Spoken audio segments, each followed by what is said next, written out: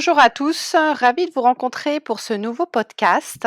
Donc aujourd'hui, nous allons parler de psychologie positive et pour cela, nous allons échanger avec, Delphine Drouin. On entend beaucoup parler, sans savoir exactement ce que c'est. On parle de pensée positive versus psychologie positive. Delphine, est-ce que tu peux nous en dire un petit peu plus et nous dire de quoi on parle exactement? Alors merci déjà, Patricia de m'accueillir dans ton podcast. Bonjour à vous toutes et à vous tous. Donc je suis Delphine Drouin, je suis, coach santé et bien-être et dans le parcours d'un coach santé, on va s'occuper bien évidemment du corps, du cœur, mais aussi de la tête, du mental. Et la psychologie positive, elle va effectivement s'attacher à travailler notre mental. Comment on va devenir plus performant grâce à cet outil de la psychologie positive.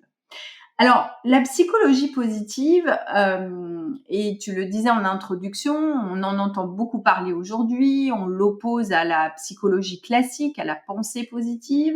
Alors, comment faire le tri dans tout ce que nous entendons? La psychologie positive, c'est une science déjà, une discipline scientifique sérieuse, dérivée de la psychologie classique, qui est assez récente, puisqu'elle a été fondée en 1998 par Martin Seligman. Elle diffère vraiment de la psychologie classique parce que la psychologie positive, elle va intégrer, elle va travailler sur tout ce qui fonctionne bien. Qu'est-ce qui fonctionne bien? C'est l'étude des gens, des organisations, des entreprises qui fonctionnent bien. La psychologie classique, elle va plutôt s'attarder sur les sources de nos problèmes.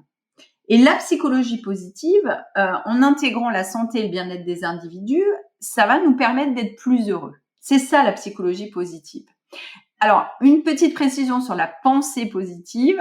On peut appeler ça aussi la méthode Coué. Je me lève le matin et je me dis tous les matins, je vais bien, tout va bien, je vais bien, tout va bien. La pensée positive, en fait, ce n'est fondé sur aucune recherche scientifique. Donc, je pense que oui, si vous vous répétez un ou deux soirs, une ou deux matinées, je vais bien, tout va bien. Ok, ça va peut-être marcher quelques minutes, mais en tout cas, c'est fondé sur rien de sérieux et sur aucune étude et aucune recherche scientifique.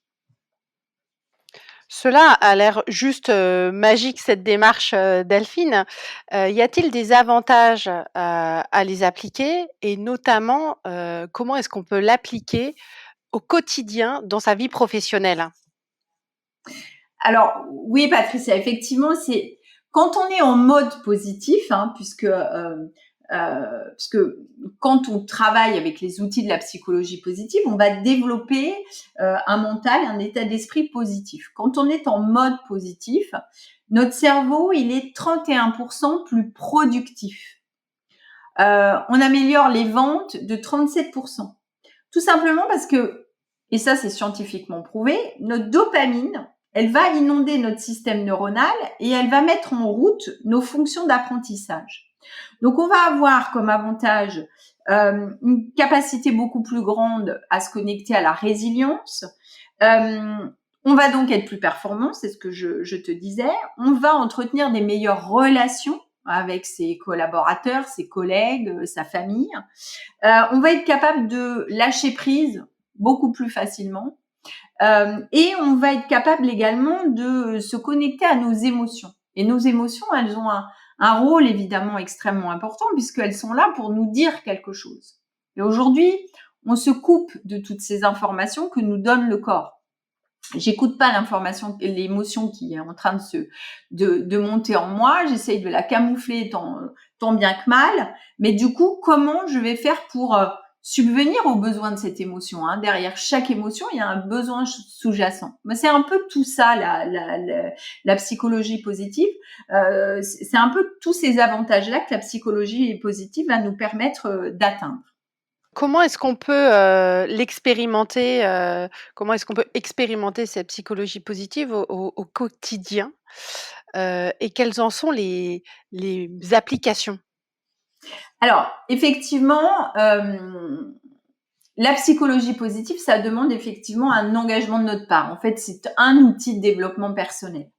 On va pouvoir mettre en place des actions, un certain nombre d'actions, et je vais vous en lister quelques-unes. Il y en a d'autres, mais l'idée c'était de déjà identifier quelques-unes qui sont tu vas voir faciles et faciles à mettre en application. La première des choses que l'on peut faire, c'est notamment pratiquer la gratitude. Pratiquer la gratitude, c'est alors d'une manière générale, l'être humain, ça c'est notre biais cognitif, on va aller toujours voir ce qui ne va pas. Le verre à moitié vide plutôt que le verre à moitié plein, tout le monde connaît cette phrase. Et on va se focaliser sur tout ce qui est négatif dans notre journée. L'idée de pratiquer la gratitude, ça va être d'essayer tous les jours de noter au moins 3 choses positives qui nous sont arrivées dans la journée. Alors, même des choses les plus anodines, et même quand notre journée a été très difficile. Plus on va faire ça, et bien plus on va être capable, notre cerveau, du coup, en entraînant notre cerveau à pratiquer la gratitude, et bien petit à petit, plutôt que de voir le verre à moitié vide, il va repérer plus facilement ce qui fonctionne. Donc ça, c'est vraiment le premier outil, facile à mettre en application. Alors, il y a plein de petites choses que vous pouvez trouver. Le journal de la gratitude, les 3 kiffs que Florence Servan-Schreiber, les livres que Florence Servan-Schreiber a écrit, je vous invite à le lire, par exemple. Voilà, c'est relativement facile, mais il faut le faire de façon régulière, c'est-à-dire tous les jours. C'est vraiment pratiquer la gratitude, c'est refaire attention à tous ces petits détails qui nous ont fait du bien et qui, dans le fond, sont tellement là présents près de nous qu'on ne fait plus attention et on va se focaliser sur ce qui ne va pas. Ça, c'est le premier outil, Patricia, qu'on peut mettre en place. Le deuxième outil que je peux vous proposer, c'est se focaliser sur le moment présent avec la méditation. La méditation, elle vise à porter son attention sur le moment présent, sur ce que nous ressentons à l'instant T. Cette notion du temps, elle est très anxiogène. Le passé, on ne peut pas revenir dessus, on a des remords, des regrets, de la rancœur. Le futur, on l'a vu avec cette période du Covid, il est très incertain. Donc en fait, le seul instant, je dirais, bienveillant pour nous, c'est l'instant T, l'instant présent. La méditation, elle va vraiment nous offrir un moment pour ralentir le rythme, nous recentrer sur nous-mêmes. Pratiquer régulièrement, la méditation, elle offre de très nombreux bienfaits validés par la science. Une amélioration des capacités de concentration et d'attention. Ça, c'est quand même chouette d'avoir un outil qui va nous permettre d'être plus concentrés et plus attentifs. Une réduction des douleurs chroniques. Une réduction très rapide du niveau de stress et d'anxiété. Il suffit de méditer 5 minutes par jour, tous les jours, pour déjà, au bout de 10-12 jours, avoir des bienfaits positifs sur la réduction de notre stress et de notre anxiété. Une prévention des troubles cardiovasculaires. Donc, l'idée, c'est vraiment de mettre la méditation de façon régulière et quotidienne, 5 minutes par jour. Je pense qu'on peut s'offrir ce cadeau, Patricia, de 5 minutes par jour pour juste se poser, se déposer, méditer et se faire du bien en même temps que la méditation. Le troisième outil que j'ai envie de vous proposer aujourd'hui, c'est de vous parler de l'altruisme, nos relations avec les autres. Au cours de ces recherches sur la psychologie positive et sur la recherche du mieux-être, Martin Seligman, donc le fondateur dont je vous ai parlé au démarrage du podcast, a vraiment mis en valeur le rôle de la recherche du sens, de l'engagement dans nos vies, et notamment cette notion d'altruisme. L'altruisme, elle est génératrice d'émotions positives pour nous-mêmes, mais aussi pour les autres. Et c'est ça qui est génial, c'est que quand on rentre en interaction avec l'autre, même si l'autre est un petit peu en réticence, forcément, ça va quand même générer des émotions positives des deux côtés. Donc, les émotions positives et l'altruisme, c'est évidemment développer la gentillesse, faire des bonnes actions, rendre service.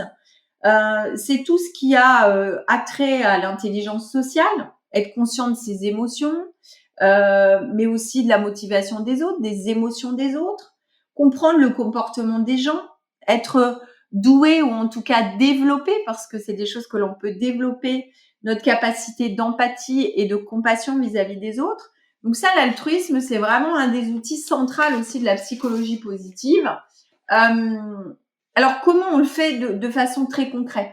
Vous pouvez décider de vous occuper d'une cause qui a du sens pour vous, d'aider votre voisin qui est en difficulté, d'aider un collègue qui traverse une période un peu compliquée. Ça peut être juste un mail de remerciement à un collègue, par exemple, qui vous a filé un coup de main ou qui vous a soutenu au cours d'une réunion. Ça peut être juste dire à notre conjoint, à nos enfants, combien leur présence, leur aide au quotidien nous apporte des bienfaits et sont une aide précieuse pour nous. C'est vraiment tous les petits gestes positifs, ils vont développer l'altruisme. Je vous invite à lire les livres, bien évidemment, de Mathieu Ricard, qui développe énormément cette notion de l'altruisme.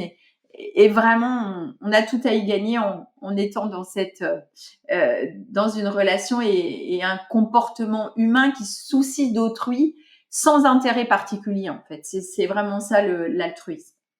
Un autre outil que vous pourrez retrouver très facilement, dont on parle beaucoup dans la psychologie positive, ce sont les forces. Alors, les forces, c'est quoi?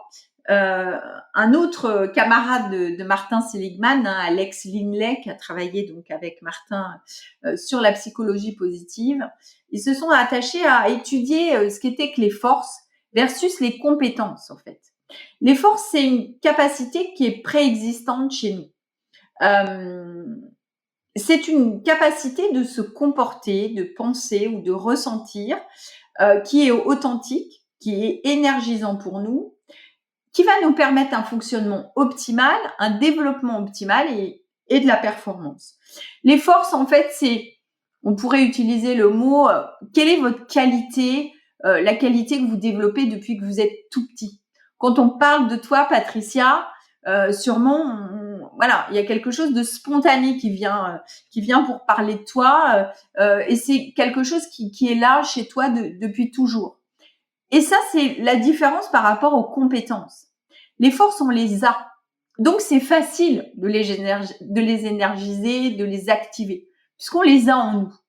Les compétences, il en faut, bien évidemment, et ça va renforcer nos forces.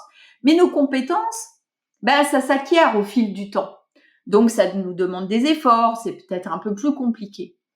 Et c'est vrai que quand on commence à travailler sur les forces, alors moi, je vous invite pour ceux et celles qui nous écoutent, qui travaillent en équipe, faites des tests faites le test des forces pour vous et vos équipes. C'est absolument génial. Ça énergise tout le monde de partager les forces. Je vous invite même à faire un exercice très facile. Quelle force vous identifiez chez votre collègue, votre collaborateur, et vous lui offrez cette force. Chez toi, je vois cette capacité d'empathie ou chez toi, c'est cet humour qui est hyper important pour nous parce que quand on traverse des périodes difficiles, tu es capable de faire rire l'équipe et ça permet de lâcher prise. Donc ça, c'est vraiment un bel outil. Il y a énormément de petits tests que vous pouvez trouver, Gallup, Via Caractère, qui sont des tests gratuits. Mais vous pouvez déjà vous amuser à demander à votre cercle proche quelles sont les forces qu'ils identifient chez vous. Alors, ça peut être des gens très proches de vous, puis après, ça peut être un collaborateur, puis après, ça peut être quelqu'un qui est dans un cercle un petit peu moins proche de vous, mais qui vous côtoie. Et puis, vous allez voir que peut-être qu'il y a des forces qui se recoupent. Et l'idée, c'est vraiment que vous vous connectiez le plus possible à vos forces au quotidien. Ça vous permet d'activer votre confiance, ça génère de l'optimisme, ça permet de surmonter les obstacles, ça permet évidemment, quand on veut constituer une équipe, d'avoir une équipe plus colorée, avec des forces qui sont complémentaires aux nôtres. Je vous donne l'image de l'arc-en-ciel. Notre arc-en-ciel, s'il était juste bleu, bah, ce serait un peu tristounet. Donc, l'idée dans une équipe, bah, c'est d'avoir toutes les couleurs de l'arc-en-ciel. Voilà, Patricia, sur les 4 outils que je peux déjà vous proposer et qui sont déjà des outils qu'on peut mettre facilement en place au quotidien. Merci Delphine, en effet, on a le choix.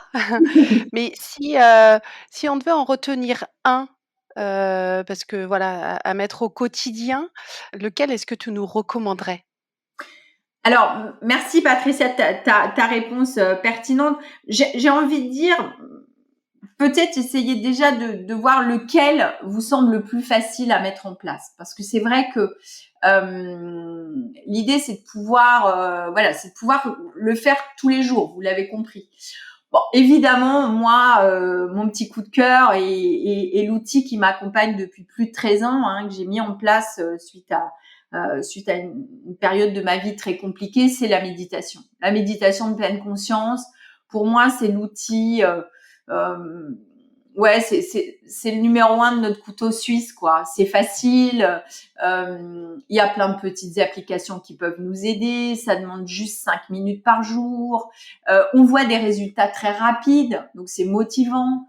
Et puis en fait, ce que j'aime dans la méditation, c'est que dans le fond, il n'y a rien à faire. Et dans cette société où aujourd'hui on nous demande tout le temps de faire, de produire, d'atteindre des objectifs, de réussir quelque chose, de tenter quelque chose, la méditation, dans le fond, il n'y a rien à faire. Il y a juste être là, présent, à l'instant T, être pleinement dans le moment présent que vous êtes en train de vivre.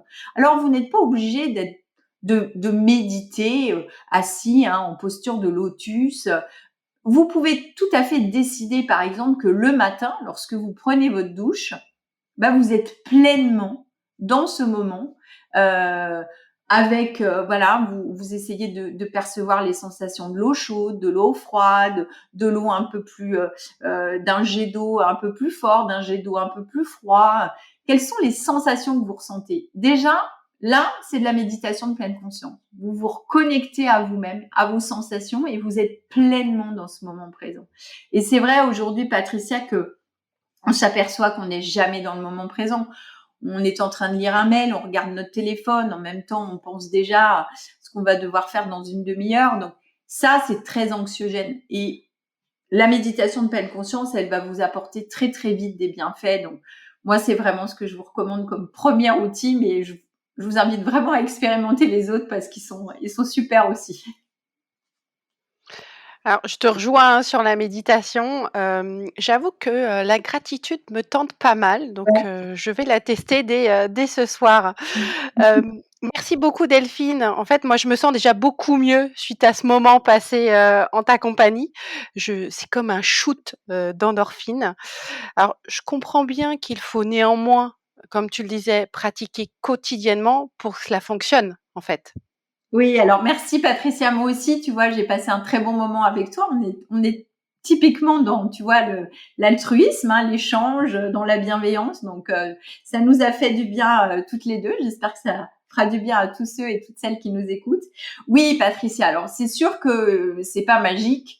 C'est pas parce que je vais méditer 5 minutes ou que je vais faire mon test des forces que ma vie va se transformer.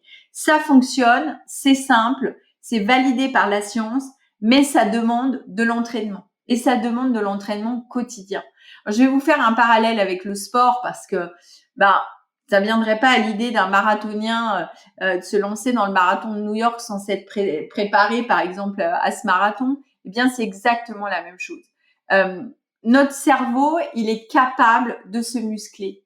Il est malléable. Et tous ces exercices vont vous permettre de choisir la bonne voie, une voie plus positive dans votre vie de tous les jours. Eh bien, un immense merci Delphine.